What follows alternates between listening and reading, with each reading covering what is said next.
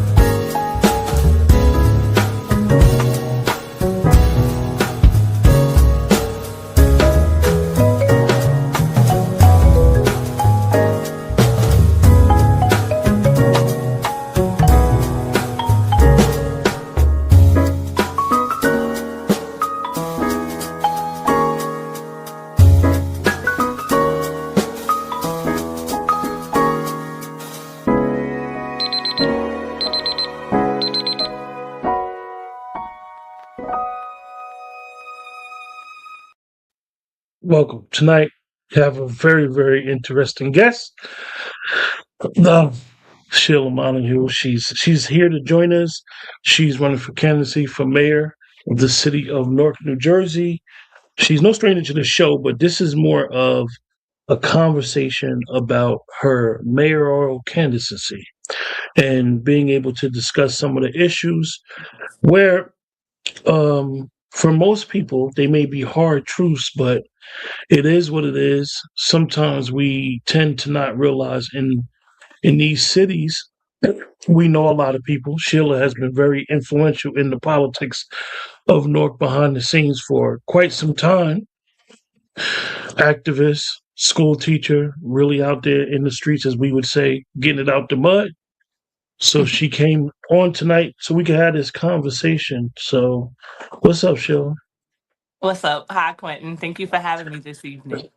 Oh, so you got your coffee right now, tonight, huh? I do. I do. I was taking advantage of this great weather that we're having. So I got me a lot of rest today. So I said, well, let me, get a little coffee to Yeah. wake up a little. Yeah, let's pray. Hopefully everybody is safe out there. We got blizzard conditions in the Northeast, and at first they said it was always going to be more coastal, and now it's coming further inland, probably about 200 miles inland.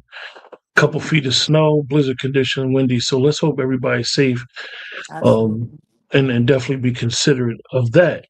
So Definitely. Sheila, I have a few questions for you, Okay. but let me just ask you, what would you first like to say for someone who is a potential voter for you? Well, that's a good start. That's a great place to start. So, the first thing I want to say is just to give thanks to you because a media presence for on the behalf of the people is so essential during these times because we really don't have that. And I think that people like yourself don't realize how important your platform is to give voice to the community by way of interviewing candidates, to get their stances out there and their platforms. So that's first and foremost, that appreciation and Appreciate acknowledgement. that. As far as the voters, this really helps voters. The more that people can share these type of podcasts, it creates an increased knowledgeable voter, if you will, because right now we don't have access to the same places that voting polls do. For example, you may see voting polls in churches and voting polls in schools, but we don't always, as candidates, have access to go there and say, okay, I like to have a community meeting here so that I can talk with, the people in the area and give them, an aired access, transparency into what our platforms are. So I think that's how it benefits the voters. Great, great. Yeah, that's polling places, and it's been a lot of discussion on the national level about the voter rolls, and I don't want to get into a national political question, but I think that as concerned American citizens who are voting, we do need to question the voting rolls locally and getting them to be very, very transparent. Because if you've ever worked at a polling station, you're not supposed to be, politicking while you're there. You're not supposed to be trying to endorse a specific candidate. And a lot of times it's controlled by the incumbent. The polling stations will be, people will be on the ground, as they say, boots on the ground, and people will be out there campaigning at the polling station. And that's technically illegal in some states. So you were born and raised in Newark. How has that lived experience shaped your governing philosophy, and where do you believe the city has fallen short of its potential? Okay, we asked that question again because it's two-part. I want to make sure I hit both You parts. you were born and raised in Newark. Right. How has that lived experience shaped your governing philosophy, and where do you believe the city has fallen short of its potential? Okay, so great thing, three parts. The first thing I do want to connect with, in terms of the audience, is what you said about the voting rolls at the sites where we vote.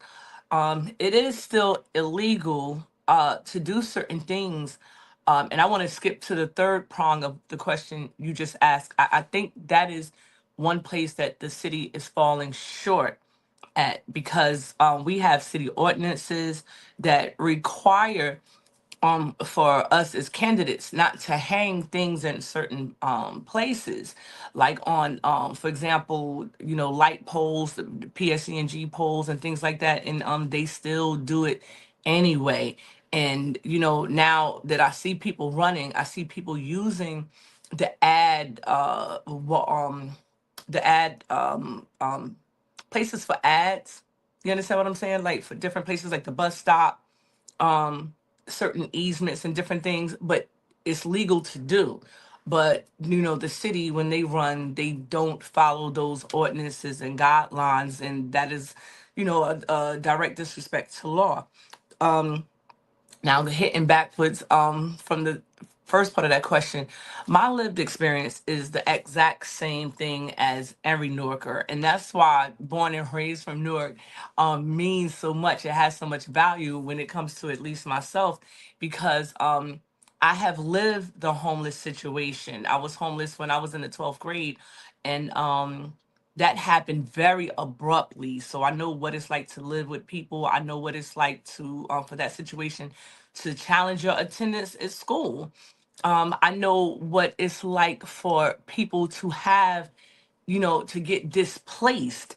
And we have a huge issue of displacement going on in the city right now, in the face of people working hard to pay taxes while their tax dollars are going to illegal uh, immigrants, for example, who are coming here. So that's really a hard pill to swallow. But we are. And another part of that question, you said, I think about governing. When you have lived that experience and you have lived in that city and you have been on the ground with those types of experiences, you feel it more, you know it more. You not only can relate to it, you are it. So, No, no, no. That ain't a question. That's not a question. Go ahead, oh, Sheila. okay. Okay. So yeah, so that's what makes you qualified to lead, knowing and understanding the demographic, understanding that I am that demographic. I've been a renter here, I've been a homeowner here, I am now. I have had friends that are displaced, I've had friends that are sleeping in cars. Um and it's a very it's a hardship here, on several fronts. And I think it's really important that we have residential candidacy become, in the shoes of leadership, so that these issues can get addressed, and with some success, not just brought up and then fall to the wayside, if you will, if that makes sense. Yes, absolutely, absolutely. And it's good that I have some pre questions, but really the questions are get a broader discussion. And basically, I'll just probably just ask you some things and really get a better understanding of really how you want to do this, because I know you are one person that you will plan, but you really like literally want to get out there and really help the people and the citizens of North. If elected mayor, what are the three measurable outcomes you would expect to achieve within your first year in office? Well, definitely the first outcome is, and I can't even say one comes before the other, but these are three, not necessarily the one comes before the other. Recently, there was a young man, Wali Bey, who was shot and killed by the police here, and this is a problem, across the nation in different places. And I think that we need to nip this in the bud and address it specifically here in the city of Newark, because we, work really hard to get what most people know as the CCRB, the Civilian Complaint Review Board here. And that was a process that extended 20 years. And we don't have that anymore. And because, the current incumbent mayor said that we didn't need it. And he was happy when the judge, took it away. And I think this means that we need it. There was a recent video that went viral that showed the family of this young man, trying to get a conversation with him at a local nearby bar and grill restaurant. And it shouldn't take that to have access to the mayor of your town, but it does when he's not a resident here. It does when he hears about these incidences and don't show up physically himself.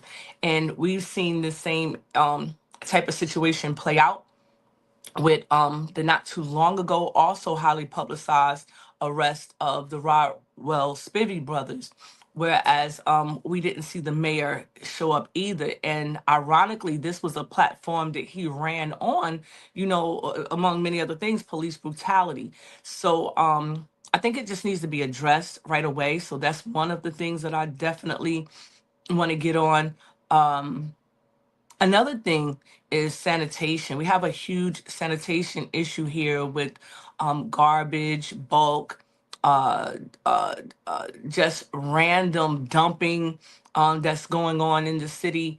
And we need to get on that right away. There are so many current, up to date ways to deal with sanitation that we're not practicing here now in the city of Newark. And I think that there needs to be an adjustment in the budget so that we can invest in some more current ways to deal with sanitation, as opposed to the millions of dollars that are currently getting allocated, for example, for the miscellaneous um, things that the mayor needs.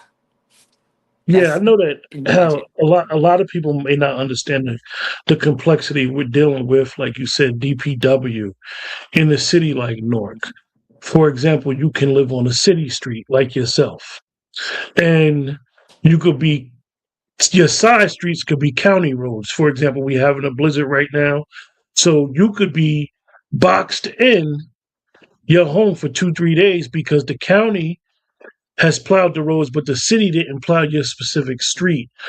And in Essex County, I believe that one of the biggest issues is the red tape. How do you think you would be able to navigate that relationship with Joe D, who's the county exec? Like, we need to all work together and be on board on projects like cleaning up our city when it comes to snow removal. And really, people have nowhere to park on the street. I mean, they can't park in a public parking lot. There's no public park.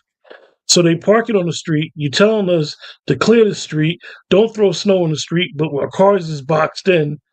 How do you think that needs to be worked and better communicated with the community with that trust level?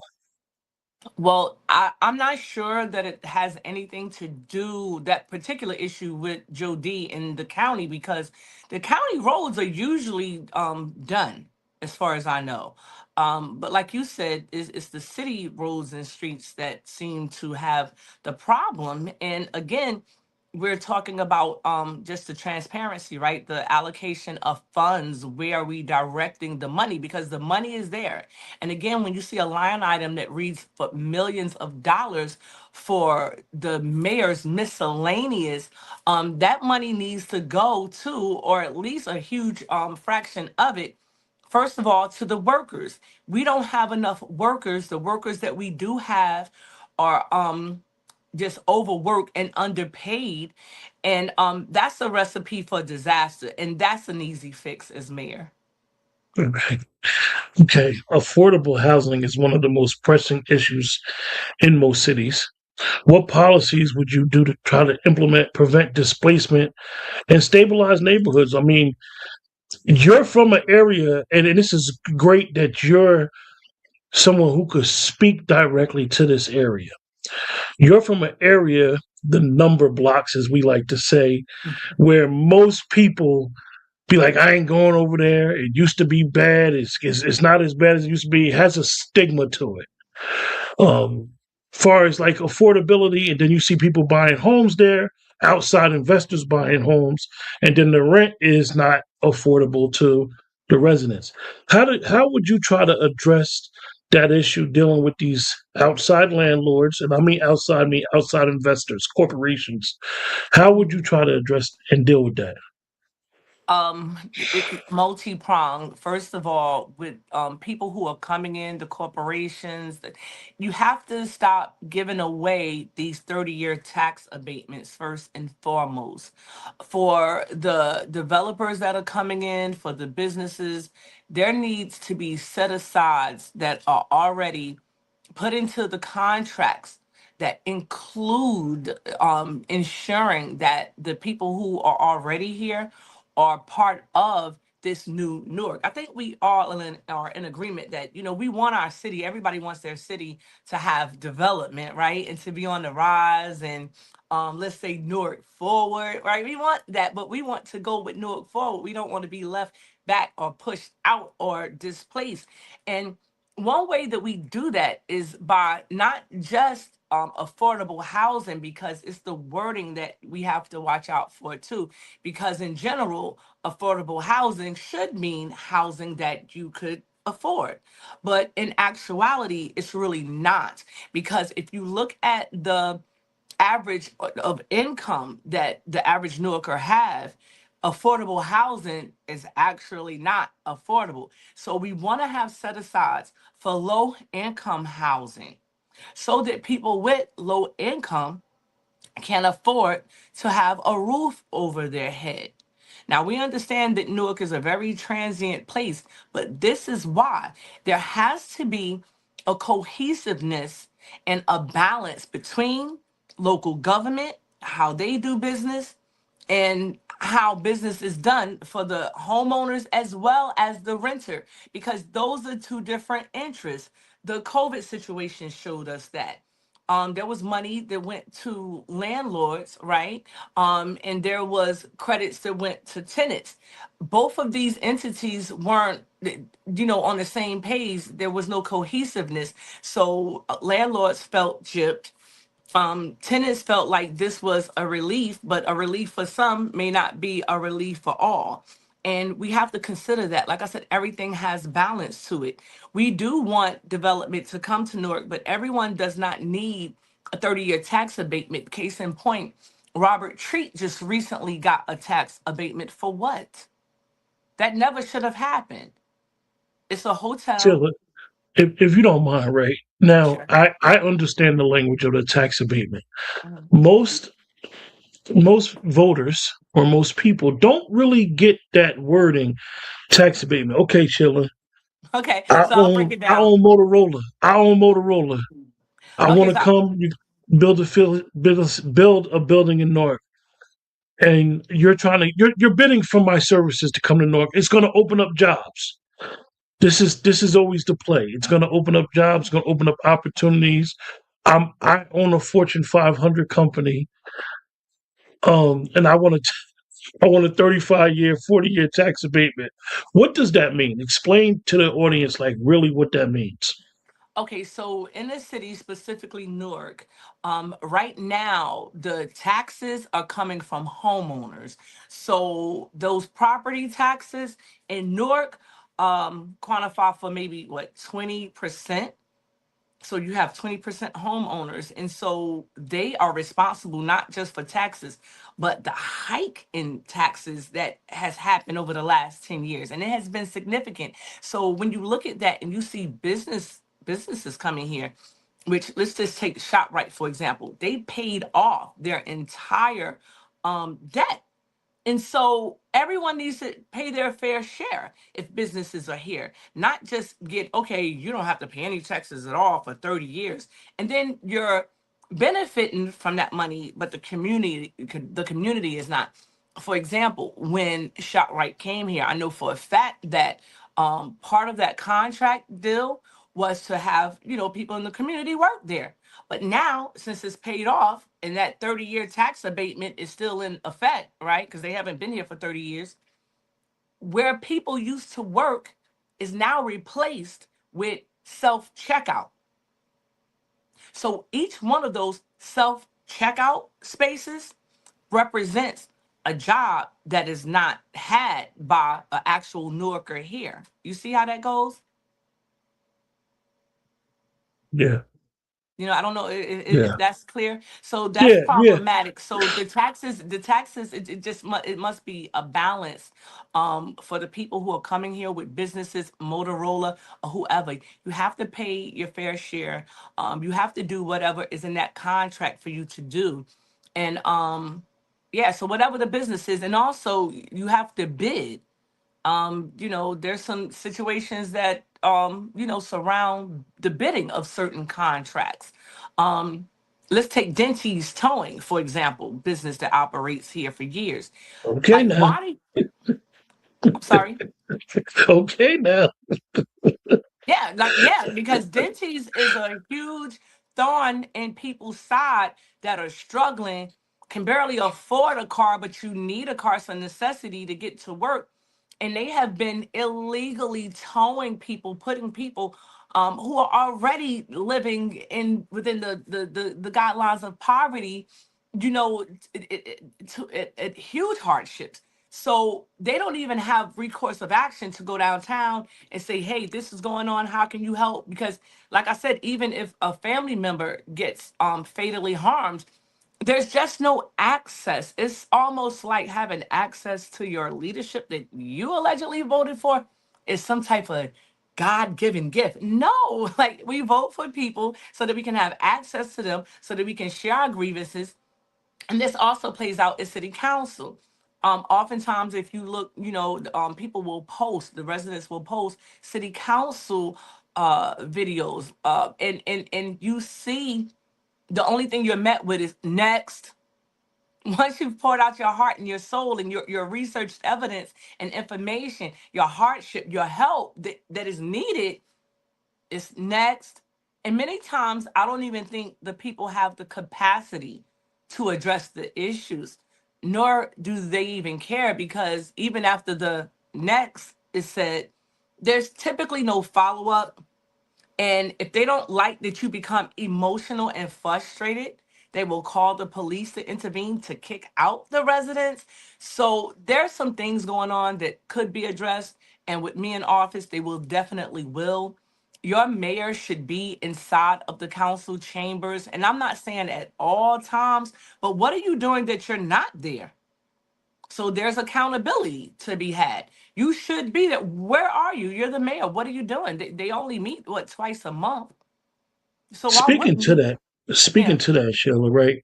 Sure. We were raised. Anybody that has ever lived in North, you know, we had it was a mayor in North that passed away recently, a former mayor, where if he was in City Hall, you can go down there and say, "I need to see the mayor," and you would go up the chain, up the ladder, and you'd be like, "No, I need to see him." And he was very transparent. And most anybody that has ever dealt with that city and dealing with that mayor will say that he was always there for the people. Transparency, transparent. That's what he did. He literally was part of the fabric of the city. Absolutely. And when you're raised like that and you see that, and then you see a shift where it's hard to even have a conversation with anybody in leadership. Like you said, even the city council members, anybody that don't understand the government of the North, the government of the North is under the Faulkner Act. It's a ward system. So Right.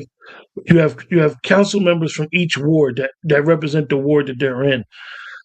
Is it easy to see your council member, and then work your way up, or just no transparency whatsoever? So it has been so many barriers put in place. For example, for district leaders, the district leaders were supposed to act as the liaison between the actual, residents and the city. The city ward, Yeah, yeah. yeah. And when this particular incumbent got in place, that was circumvented, and he put in what is known to the city as the assembly, something the assembly, and so you blocked out the district leaders, and you put in a person that was supposed to be the liaison, but within the wards there are multiple districts, depending, on how many, citizens live in a particular ward. Like I live in the West Ward, so this would be the last district, which is District 49. But it's not straight 49 districts for whatever reason. It's not like number 1 through 49. So it's not 49. But this is the 49th district. Now, how they do that, I don't know the math. But at the end of the day, there should be that in place again. It was there, it was set up like that for a reason. But it just looks to be something that was done for more control, for whoever the leads are, whether it's the mayor or the council people. But what do you do with that control, right? Or like you said, it's not transparent what's going on and what's happening, because you got to remember the district leaders are people who live here in the district. So to double back on what you said about the former mayor, we didn't just have access to him at City Hall. We could go to his house. He lived here. So we could go to the South Ward. We could go over there on Wilbur, right? And say, hey, Mayor, this is going on. And he's like, what?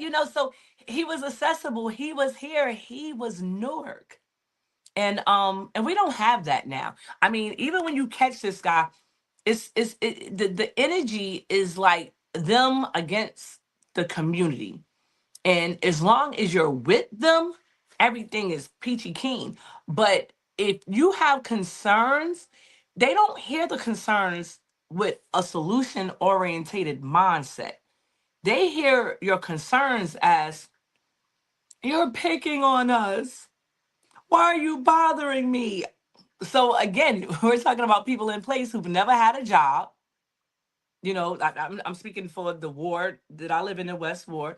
Our councilman, who's supposed to be a hip hop background of some sort. I don't know more than one song that he played a background role to, but he ran on a platform of hip hop.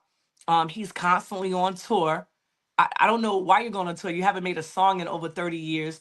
And like I said, that song, he was in the background of that one. But this is who they put in office. This man has never had a job his entire life. So, I mean, what do we expect? And it's like he doesn't even have to do anything. So, and he's running again.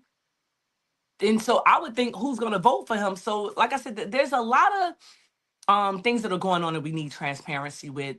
And that's part of the reason why I'm running it. It's a huge part of my platform in terms of having transparency. And this is not anything that's being done for this particular election. This is how I've lived my life over the past several years. That I have people come to my home a lot, and it's not because I'm in position other than a district leader to do anything, but to try to guide them where they need to go for resources. Many times the resources still aren't there. People get to run around and there's no follow up.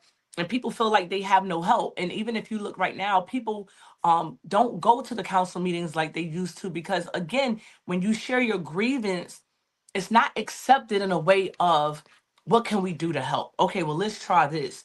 Follow. I mean, you have 5 people on payroll as a council person currently to address the issues of the community. How is it that you can't get any of these people to follow up, to share resources, to help?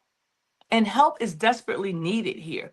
So, I mean, those things alone um would be things that not only would get addressed, that are being addressed now. I just recently sent in legislation for the homeless situation that we have here, and I'd love to share that with you.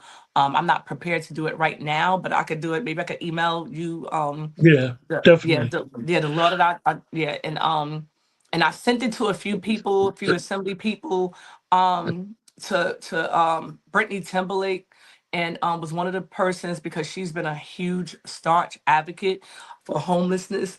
And you know, when you think, just to when you think about projects like Hope Village, for example, and we see how everybody talked about it, it's like, oh wow, this is a great initiative, and then it never really came into fruition. We were told that it was for funding, but again, it's hard to argue the part about funding when millions are allocated to miscellaneous. You understand? Let So me ask you allocation of funds. from your knowledge, is North operating in a deficit right now? I don't think it's a deficit that we're operating from. I think that we are operating in a deficit, but the reason why is because of allocation of funds. Again, it all goes back to that. It's not about that we don't have the money. It's about how are we allocating the funds? What are we doing with the money? What are we creating set asides for? You know, and that is the issue that needs to be Yeah, that, addressed. very, very, very interesting the dynamics with when you're dealing with that ward system, because a lot of times you may have city council members and city council at large chairperson. They may think they work for the mayor, and in technicality, they don't work for the mayor. They work for that particular ward, and that's who they should be representing and getting their needs met. And you see that in certain cities with certain demographics where you have certain city council members who wield their power to get the resources for their particular ward. And it's like, hold up, what about everybody else? Nobody's really advocating for them. And you said, like you said, the West Ward city councilman, he's never around. And so the thing is, right, and I'm glad you mentioned that.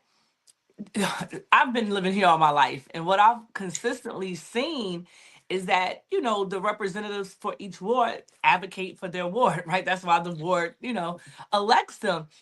This is the first time historically I've ever seen a situation where everybody has to be in line with whatever exactly the mayor wants, and everybody just like is like a bobblehead, you know, in terms of what it is the mayor wants. So it turns into, like you said, a situation where as people are not, they're not working for the people anymore who elected them, they're working for the mayor. And you have to ask yourself again, how does that situation take place? You know, that you're not advocating for what it is the people need. Like what is going on that the average person don't know about, that everybody has to be in line along with the mayor? Like, it just doesn't make sense. And if it doesn't make sense and there's no accountability, it needs to be challenged, you know. Well, let me ask you, because I know this can be a another area that's dear to your heart, but for some reason you're not supposed to be involved in it. It's a tricky thing within New Jersey's legislation with government and being involved with our public schools. You're someone that has over 20 years of experience teaching. You are an educator, educated background. You are someone who loves education. So, as the mayor, how are you going, you and have this relationship with Newark Public Schools and working together? Because I think you had told me last time when we had a conversation about it, the reading level for our kids is it's sad. It's It's beyond sad. sad. It's tragic. And so Malcolm X once said that education is the passport to your future. And I took that to heart as a child. And that's why, like I said, even when I was displaced at a school age, I still fought to just ensure my attendance in school because I didn't know how I was going to make it if I didn't have an education because we were really poor. Lots of love I had, but we were poor. And, because I did get an education, it allowed me more choices in life, if you will. So I want that for, the children, as well. And that's one of the reasons why I became a teacher. I was very educator, I'll say, very passionate, always passionate about education, and providing opportunities for our young people because they are, in fact, the future. So when you look at the scores, right, of our children that are failing 4 out of 5, that's not just sad. That is an epic failure of a system. And when you look a little deeper beyond the surface and you realize that the same mayor who chose this city council also decided to involve himself in every single school board election in the entire time that he's been there and have chose these people. Now, I remember when Deborah Terrell, who was a principal over Harriet Tubman, which was a blue ribbon school, her resume included a stint of being the superintendent here. So she had that in her background as well.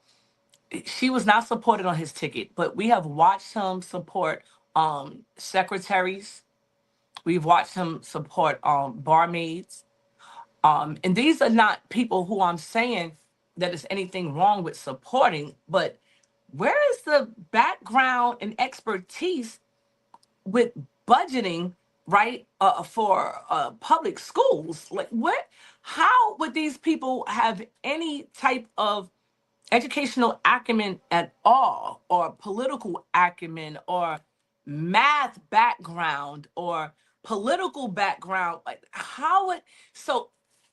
When you see this happen for over a decade, you I mean, you can't miss the correlation between having people on the school board who and oftentimes they didn't even have like an eighth grade diploma. We've seen these people be sat on our school board via the mayor's ticket and see that our kids are failing, and 4 out of 5 is a tragic situation. And then you're looking at the fact that once again, we're talking about the allotment of federal funds.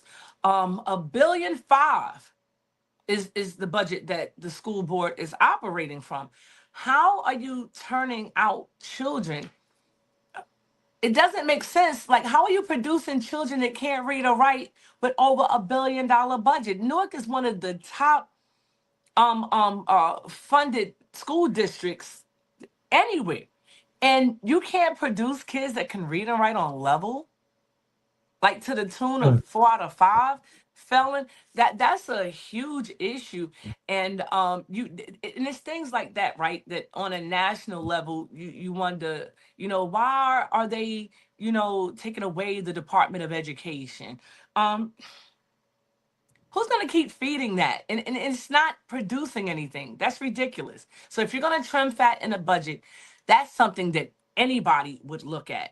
But I don't know. You have to question the agenda of your local leadership when decisions like that are made, because we've always had our best and brightest on those school board seats. I remember having people, scholars, when I was growing up on the school board. I don't want to mention anybody's name right now, but some are here, some have recently passed away, a few.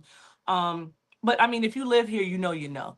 And we've had scholars to hold those positions. And we turned out a lot of college students. We've turned out doctors, lawyers. We've had great programs. I've benefited from them. They helped me get into college. And that's not what we have anymore. And again, you see that same energy of when you bring incidents to them, there's no follow-up. Like, case in point, I brought up an issue not too long ago on the high school that's in my ward, a couple of blocks away, having a buns and basketball event where girls weren't dressed appropriately. It was like a locked door porn event. And again, if we can't come in as candidates and have community conversations, with the parents. How is it, who okayed that, right? And so we know that it got a head nod from the current councilman, or at least we all suspect it did. But again, there's no transparency, and everybody's trying to act like they didn't know. Because I made it public to the community, it ended up not happening. But had I not done that, and then it was even told to the kids, oh yeah, it was this parent in the community who she said something, so now we're not having it anymore. You should have never been having it in the first place. But when I shared this sentiment to the school board, they never followed up. They never said anything. No one ever got back. I never saw the mayor speak publicly on it. How? How does that happen? That's total exploitation of our young women. How does that happen? It shouldn't happen, and that's one of the many reasons why I see fit to run. And I'm glad many other candidates in the city feel the same way. When you see that, now we know that this high school is not too far from your residence. When you see that and you're somebody who's out there advocating for people, able to go to city council meetings, what do you think about the other residents that aren't as active or don't have the time to go to these meetings? Do you think they just what you think their relationship or their thought of city hall is? Like, is it a disconnect? Like, you know what, whatever they got going on down there, I'm just trying to make it every day and get through. Well, no, I don't think it's that at all, because a lot of the information that I have, and I have a lot, if you listen to me, I kind of go live regularly with my coffee and conversation. And I'm really active, and it's not that. A lot of people charge apathy, but it's not that, like, so Newark is a town where the residents, like I said, are not getting the benefit of the federal funds that are coming here. The money, I want to say, is being mismanaged, but it's being intentionally mismanaged. So anybody who challenges that, anybody who challenges the accountability that should be in place, there's hard retribution publicly for that person that can be metaphorically compared to a lynching, if you will. Mm, I'm a walking example of that. They will take your job illegally. They will take your car. They will take your home. They will make a phone call and get your water bill or your light bill, looking crazy. And people can't afford that. People are just barely making it. And many are not. Like I said, I have many friends that are sleeping in cars. Like, so people are barely making it. So with that type of threat, that's what's holding people back from saying the things that need to be said. It's not apathy, and it's definitely not they don't know.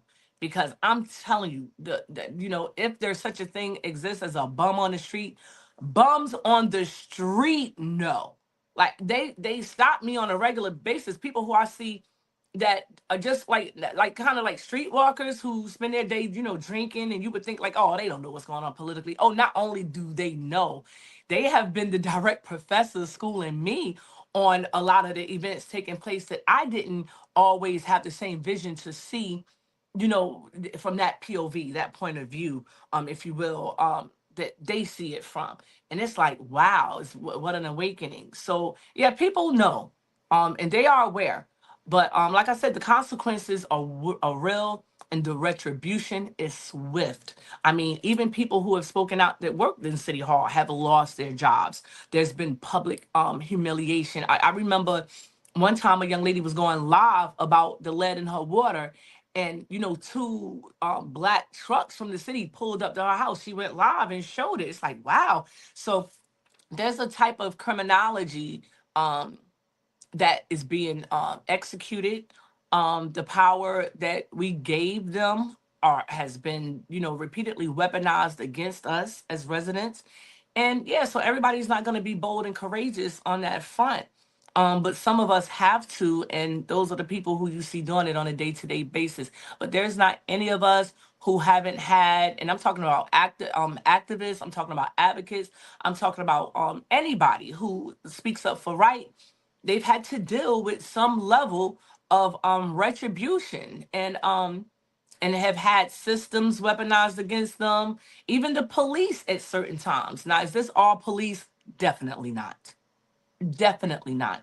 But there are police that have and still will allow themselves to be a part of that retribution, who will come out to people's homes. They've come out to my homes on numerous times to knock my door, just in an act of intimidation, to say, oh, did you call the police? I didn't call the police. Why are you here?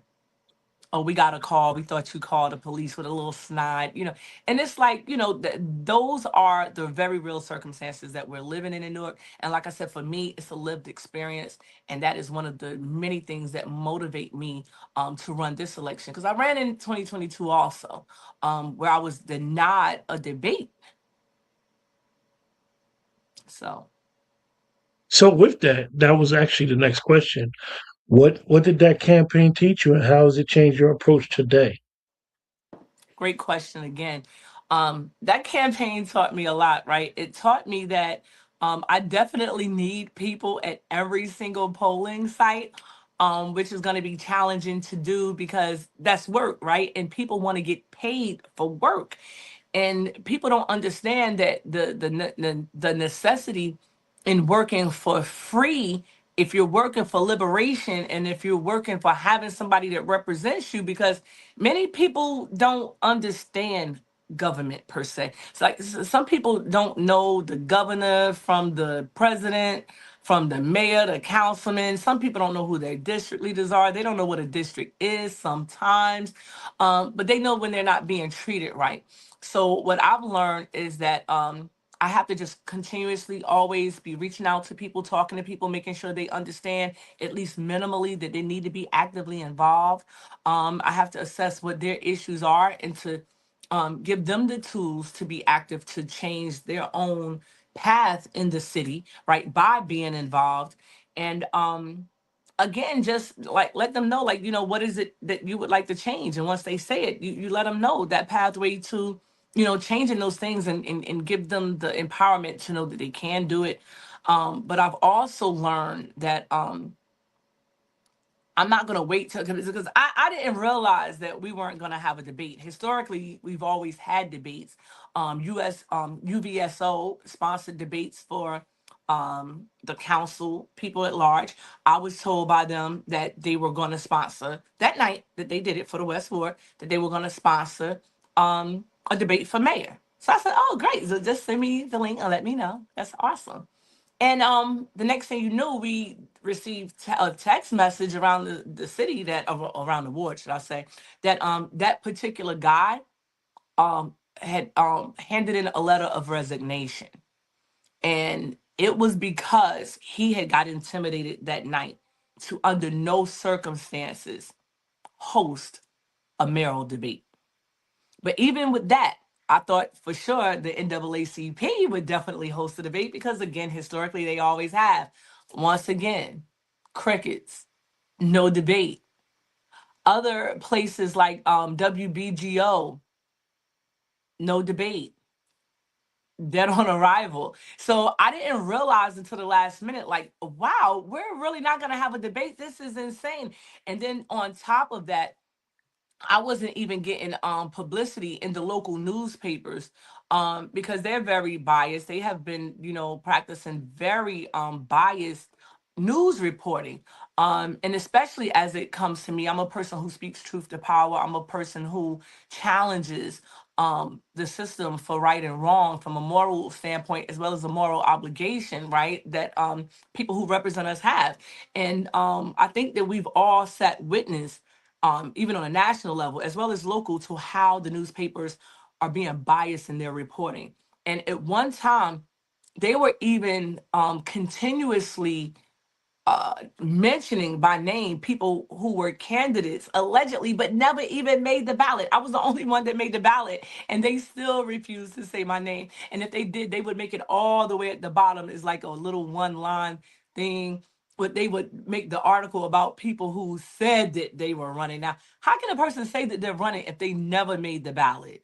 So there's been a bias there, and we've seen that even with this election, we have lots of people running, but there's only one person who I've seen that they've actually had an article to come out with that person's name, and I think the person probably had a connect because they sat, on city council before formerly. So I think they had to connect to be able to do that. But and that's why I started, the show just acknowledging you and your bravery and your dedication and commitment to the people by having and hosting this platform so that we can get an opportunity to get our platforms out there. One last question before we wrap it up. If North voters are comparing you to other candidates, what is the clearest distinction you want them to understand about your leadership, priorities, and readiness to govern? Okay, so leadership, priorities, and readiness. Okay, so I'm gonna go backwards with this. So my readiness to govern, that's different from other candidates that I didn't start anything that I'm doing now. I have been an advocate in this city straight for at least 13 years. I have never paused. I have never stopped. I've been on the ground for whatever protest, whatever legislation, speaking truth to power, holding accountability, holding the people in position accountable. And I've followed up and I've been accessible and I've been a support and help to not only the residents in that way, but just in making sure that, people had whatever I could do to give them. And I'm not in position to do that other than just me myself, but just giving out toys, giving out jobs, information about jobs. Shout out to Weldon Montague downtown, my cousin, who's always steadfast and making sure that that happens. Um, Making sure that people have blankets in the cold when people should have had housing. But again, I didn't control the budget, so I did whatever I could do to help those people out in the way that I could. Um, Leading, I prepared myself for that, and I prepared myself for that by not just having 2 degrees, 2 college degrees, because book smarts matter, but I've also been raised in the streets of Newark, and common sense matters as well, and that has helped me lead. But I've also had formal leadership training via Leadership Newark here. And I've graduated from a 2-year program pertaining to that.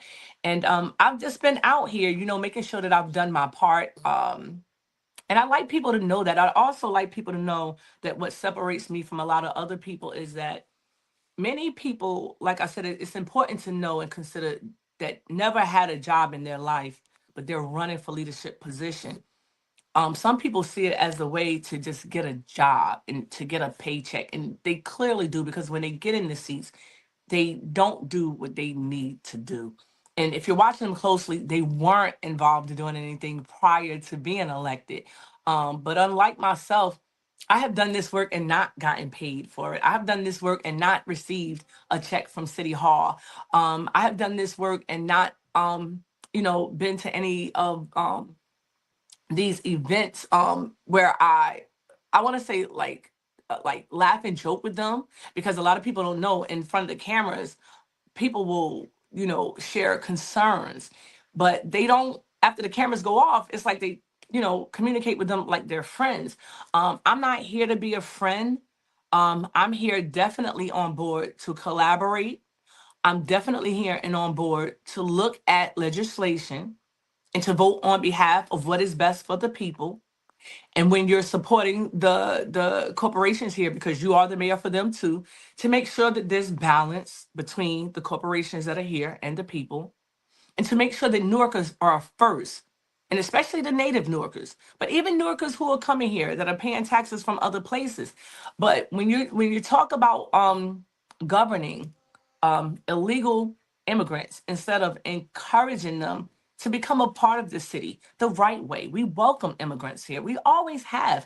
But there has to be a balance. There can't be taxpayers' resources going to those people in the very unbalanced way that it is right now, whereas there's so many native Newarkers here who are displaced and don't have anywhere to go and don't have a person to share their thoughts and protect their interests and fight for their rights. And so that can be changed. And if we change that and we change it together, we don't need anybody to serve us. We can serve together. And that's why my slogan is Together We Serve. Well, great conversation, Sheila. It's been a pleasure having this conversation with you. Thank you. And we look forward to that day in May when things go down. I know it comes fast. Really, Yeah. like I said, Nork is at a very critical moment, and it's a lot of voiceless people that's not being heard. And I know you've been an advocate out there, mixing it up with the people numerous times, and you back at it, ready to serve, ready to be that daughter of Nork and show them that you can lead with responsibility, Mhm. transparency, and with some dignity and respect. Absolutely. With that, everybody take care. Remember, the best way to support the channel is to like, share, subscribe. Take care. Have a great night.